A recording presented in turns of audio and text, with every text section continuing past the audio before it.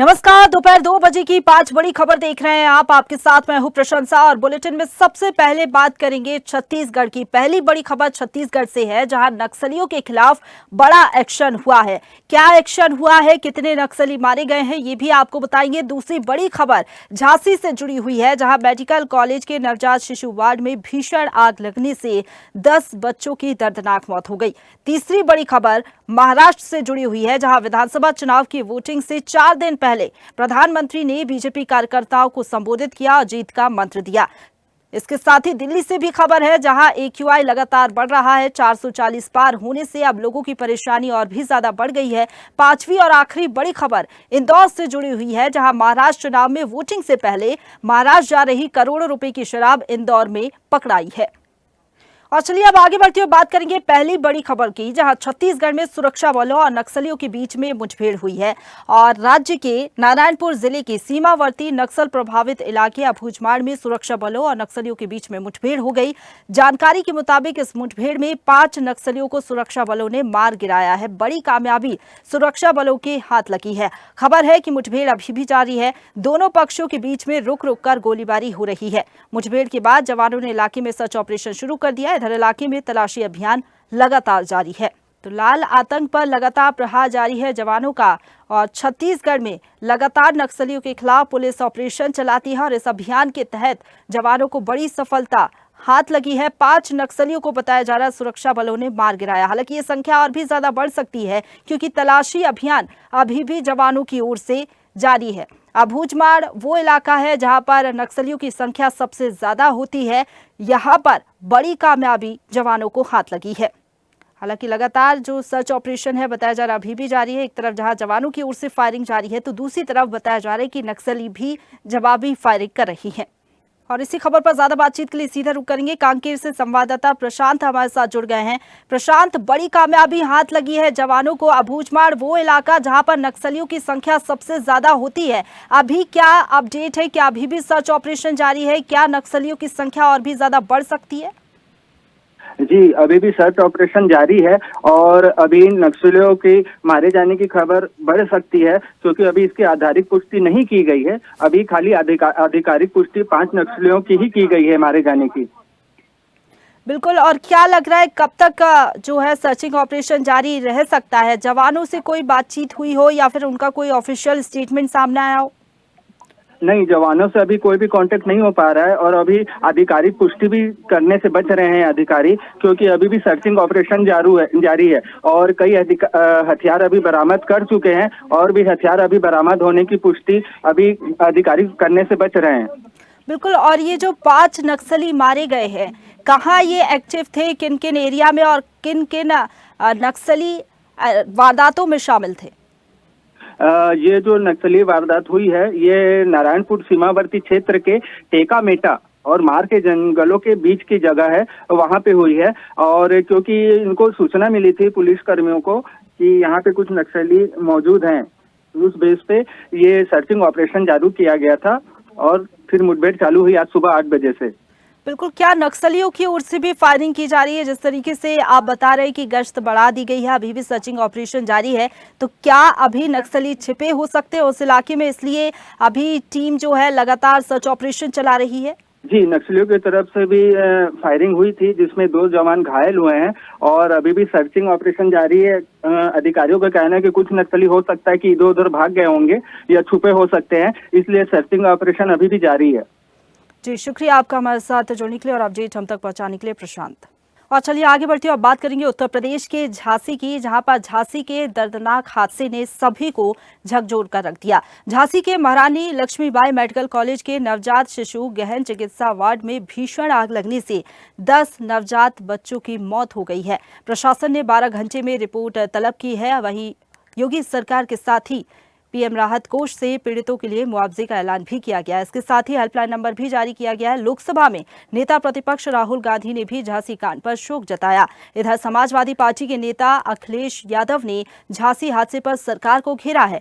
उन्होंने एक्स पर पोस्ट साझा कर लिखा कि झांसी मेडिकल कॉलेज में आग लगने से 10 बच्चों की मौत का समाचार बेहद ही ज्यादा दुखद है और चिंताजनक है। सबके प्रति संवेदना व्यक्त की है और श्रद्धांजलि भी उन्होंने अर्पित की। आग का कारण ऑक्सीजन कंसेंट्रेटर में आग लगना बताया जा रहा है। ये सीधे सीधे चिकित्सीय प्रबंधन, इसके साथ ही प्रशासन की बड़ी लापरवाही को उजागर करता है। हालांकि ये भी बताया जा रहा है कि जो फायर सेफ्टी इक्विपमेंट्स थे वो काफी ज्यादा पुराने हो चुके थे, यानी कि एक्सपायर हो चुके थे 4 साल पहले, और उनको रिन्यू नहीं किया गया और फायर सेफ्टी इक्विपमेंट्स कोई भी नहीं थे, और नर्स की भी बड़ी लापरवाही सामने आई है। हालांकि अब क्या कार्रवाई, क्या एक्शन इस पूरे मामले में होता है, ये देखना होगा। और इसी खबर पर ज्यादा बातचीत के लिए सीधे रुक करेंगे। हमारे साथ झांसी से संवाददाता एमएच अंसारी फोन लाइन पर जुड़ गए हैं।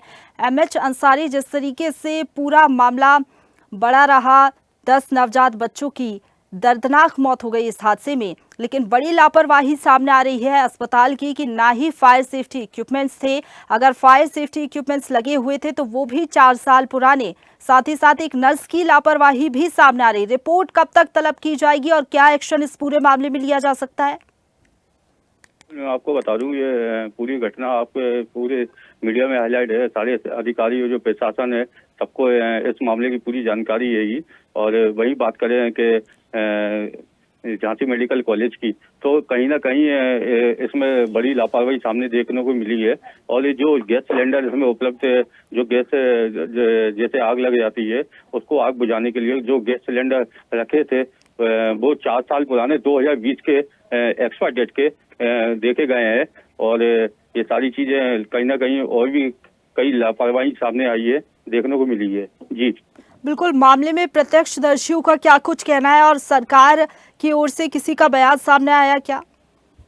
जी बिल्कुल, जैसे ही ये इस मामले को लेकर जो झांसी के मुख्यमंत्री है योगी आदित्यनाथ, तो उनको जैसे ही संज्ञान मिला तो उन्होंने डिप्टी सीएम ब्रजेश पाठक को निर्देश दिए कि आप झांसी जाइए।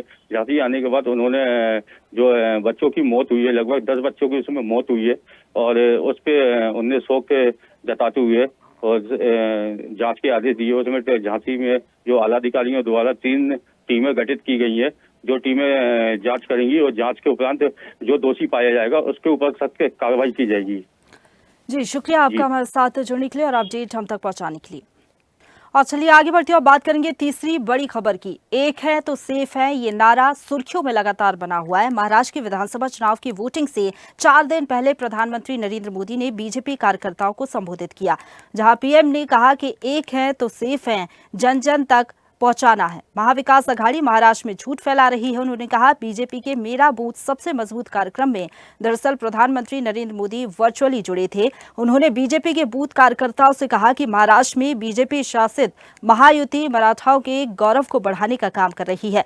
बता दें कि महाराष्ट्र विधानसभा चुनाव के लिए सभी 288 विधानसभा सीटों पर सिंगल फेज में 20 नवंबर को वोटिंग होना है। 23 तारीख को नतीजे सामने आएंगे, लेकिन उससे पहले लगातार पीएम मोदी ने धुआंधार चुनाव प्रचार किया और आज कार्यकर्ताओं को उन्होंने संबोधित किया। एक बार फिर से उन्होंने वही नारा दोहराया जो कि योगी आदित्यनाथ भी लगातार दोहरा रहे हैं। दूसरी तरफ जो तमाम एनडीए के नेता हैं मंच से एक है तो सेफ है का नारा दे रहे हैं। प्रधानमंत्री नरेंद्र मोदी ने भी फिर इस नारे का जिक्र किया है।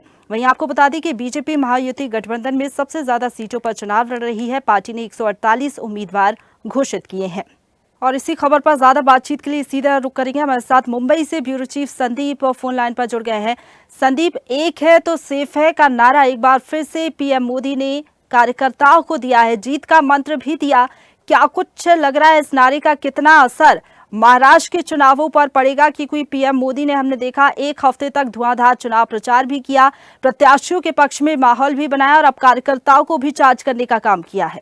जी संदीप, आवाज पहुंच पा रही है आप तक? जी बिल्कुल।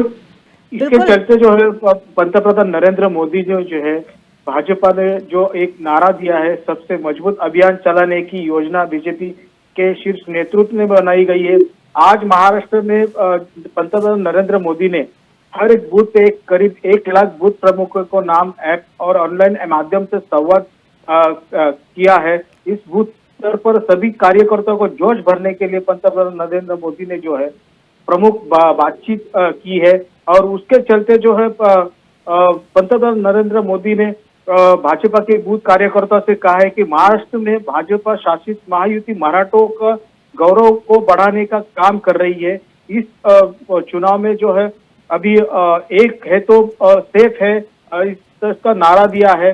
और देखना पड़ेगा अभी जो ये नारा है, पहले योगी आदित्यनाथ ने जो है बटेंगे और कटेंगे, बटेंगे तो कटेंगे ऐसा भी नारा दिया था। उसके चलते उसके बाद जो है पंतप्रधान नरेंद्र मोदी ने जो है एक है तो सेफ है का नारा दिया है। बिल्कुल। और क्या लग रहा है, पीएम मोदी ने जिस तरीके से बूथ पर कार्यकर्ताओं को चार्ज करने का काम किया, इसका असर चुनावों पर भी देखने को मिलेगा, क्योंकि सबसे बड़ी ताकत बीजेपी की कार्यकर्ता ही है, जो कि लगातार पार्टी के लिए काम करते हैं, संगठन को मजबूत करते हैं, और बूथ मैनेजमेंट भी एक कारण रहता है जिसके चलते पार्टी को जीत हासिल होती है हर एक चुनावों में। जी बिल्कुल, भाजपा की महायुति गठबंधन से जो है सबसे ज्यादा सीटें इस बार चुनाव लड़ रही है। कुल 148 जो सीटें उम्मीदवार जो है वो घोषित किए गए हैं।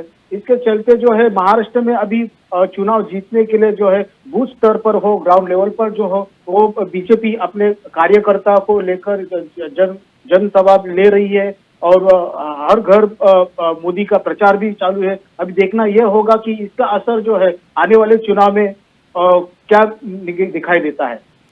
बिल्कुल। और किन बातों का जिक्र पीएम मोदी ने अपने संबोधन में किया? एक तो नारे का जिक्र जिस तरीके से आप कर रहे हैं, और कार्यकर्ताओं को अपने उद्बोधन में क्या कुछ पीएम मोदी ने कहा, चुनाव को लेकर क्या कुछ उनकी ओर से कहा गया है, क्योंकि कुछ महिला कार्यकर्ता भी इस कार्यक्रम में शामिल हुई, उनके लिए क्या कुछ खास पीएम मोदी ने कहा और कौन से मुद्दे मंच से उठाए हैं? जी बिल्कुल, महिलाओं की सुरक्षा को लेकर जो भी है नरेंद्र मोदी ने जो है मुद्दे उठाए हैं। नारी शक्ति के भी नारा जो है वो पंतप्रधान नरेंद्र मोदी ने दिया है, और इसके चलते जो विपक्ष है वो हर बार जो है गलत झूठ फैला रही है, ऐसा भी उन्होंने कहा है। एक ही तो सेफ है, और जन तक पहुंचाने के लिए हमें एकजुट रहना पड़ेगा। और इसके चलते जो है पंतप्रधान नरेंद्र मोदी ने जो है इस कार्यक्रम के बाद संवाद किया है। जी शुक्रिया आपका हमारे साथ जुड़ने के लिए और अपडेट हम तक पहुंचाने के लिए, संदीप। और आगे बढ़ते हुए बात करेंगे देश की राजधानी दिल्ली की, जहां दिल्ली में शनिवार सुबह भी प्रदूषण बेहद ही खतरनाक स्तर पर रिकॉर्ड किया गया। दिल्ली के 10 से ज्यादा स्टेशन पर सुबह 7 बजे AQI 400 प्लस दर्ज किया गया। जहांगीरपुरी में AQI सबसे ज्यादा 445 तक पहुंच गया है। प्रदूषण को देखते हुए मुख्यमंत्री आतिशी ने सरकारी ऑफिसों के लिए नए समय का ऐलान कर दिया। इसके पहले प्राइमरी स्कूल ऑनलाइन संचालित करने के निर्देश दिए गए थे। केंद्र सरकार के दफ्तर अब सुबह 9 से शाम 5:30 बजे तक लगेंगे। दिल्ली सरकार के दफ्तर 10 से शाम 6:30 और MCD के दफ्तर 8:30 से शाम 5 बजे तक चलेंगे। दिल्ली के सभी प्राइमरी स्कूल की बात करें तो ऑनलाइन क्लासेस संचालित करने के निर्देश शुक्रवार को ही दिए गए थे। अब 6ठी से 12वीं तक के स्कूलों के लिए मास्क अनिवार्य कर दिया गया है।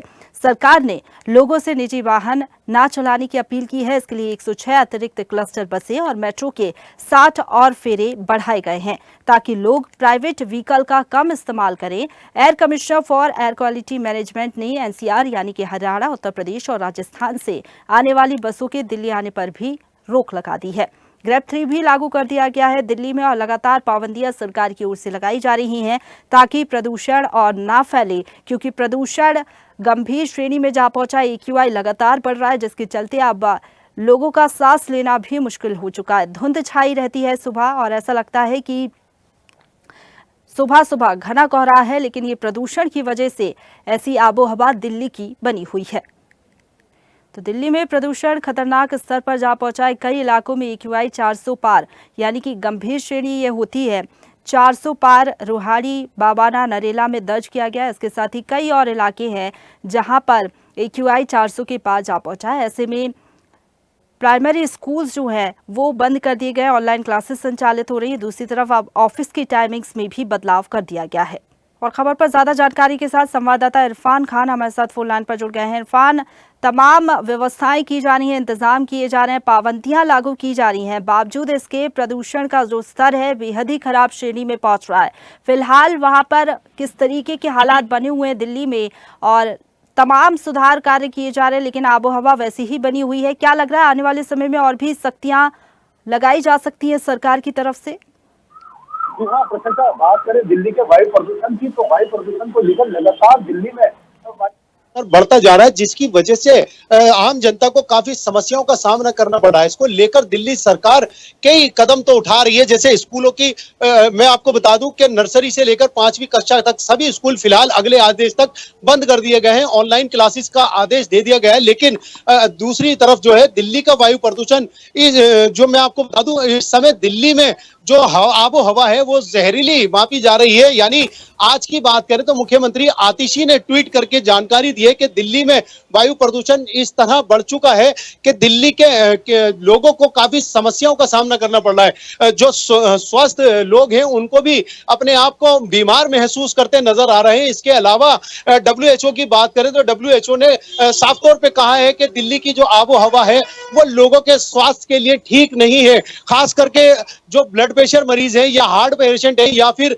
अस्थमेटिक पेशेंट है, उनके लिए ये दिल्ली की जो आबो हवा है वो जहरीली है, खतरनाक जोन में चले गया है दिल्ली का जो वातावरण है। इसके अलावा दिल्ली सरकार ने कई कदम उठाए हैं, लेकिन अभी तक वायु प्रदूषण पे कंट्रोल होता नजर नहीं आ रहा। प्रदूषण कंट्रोल होने में कोई आसार नजर नहीं आ रहा है। लगातार दिल्ली का वातावरण बिगड़ता जा रहा है। दिल्ली की जो जनता है उसके स्वास्थ्य पे सीधा इसका असर देखने को मिल रहा है। बिल्कुल इरफान, क्या लग रहा है आगे पाबंदियां और बढ़ेंगी तो ग्रेड 4 भी लागू किया जा सकता है सरकार की ओर से?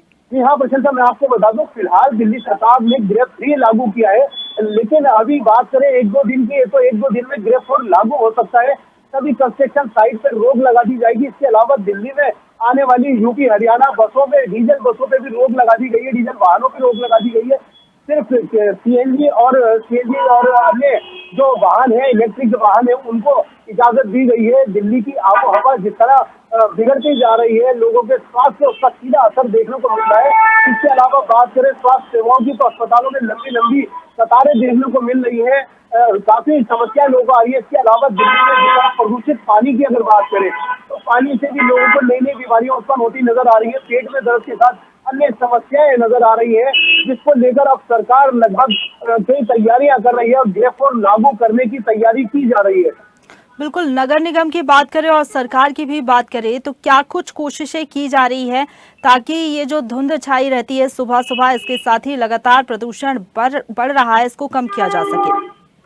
आप प्रशंसा बात करें क्या स्थिति है और क्या कुछ तैयारियां की जा रही है। फिलहाल नगर निगम की तरफ से और दिल्ली सरकार की तरफ से सड़कों पे जल छिड़काव किया जाता है। इसके अलावा कई उत्पादन जो है, सबसे बड़ी समस्या जो है दिल्ली में, जिस तरह भाजपा ने आरोप लगाए स्मोक टावर को लेकर, स्मोक टावरों पे कोई खास ध्यान नहीं दिया जा रहा है, ऐसा आरोप बीजेपी लगातार लगा रही है।